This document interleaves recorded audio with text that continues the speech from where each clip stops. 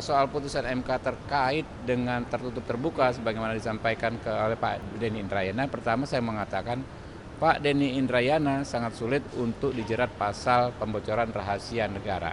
Pembocoran rahasia atau pembocoran rahasia negara. Kenapa?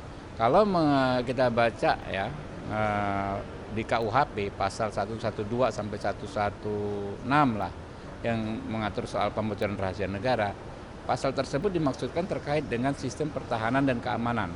Itu dibahas dalam bab terkait pertahanan dan keamanan negara. Kalau soal putusan MK ini tertutup dan terbuka ini saya pikir nggak ada kaitannya dengan pertahanan negara. Misalnya dalam situasi perang, membuat bocoran yang bisa diakses musuh, ya kan? Kalau ini nggak ada, ya. Begitu juga soal rahasia dagang misalnya diatur di pasal 300 sekian, ya, nggak ada kaitannya juga.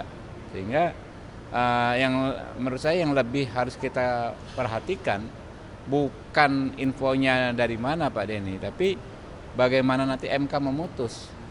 Ada dua hal ya. Kalau MK memang benar sudah memutus sebelum selesainya tahapan pemeriksaan, itu pasti putusan yang menurut saya bermasalah.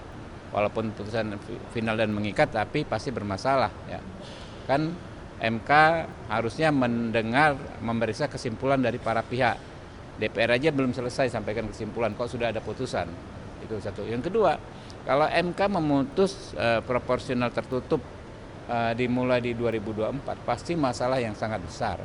Semua partai politik ya bahkan KPU sudah menyiapkan administrasinya dalam konteks proporsional terbuka. Kalau tiba-tiba berubah ya menjadi tertutup, saya sangat khawatir ya, dan jangan sampai terjadi kekacauan politik ya, baik di tingkat pusat maupun di tingkat provinsi atau kabupaten kota. Ya.